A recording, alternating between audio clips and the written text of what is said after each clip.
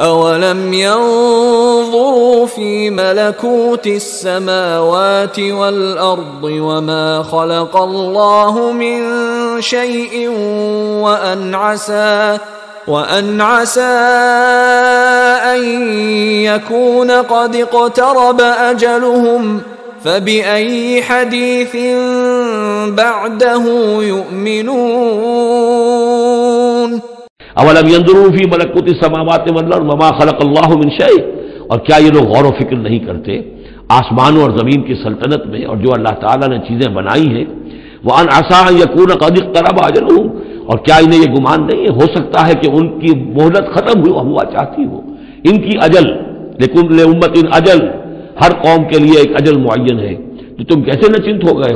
ہو سکتا ہے کہ تمہاری وہ اجل اب قریب آ چکی ہو۔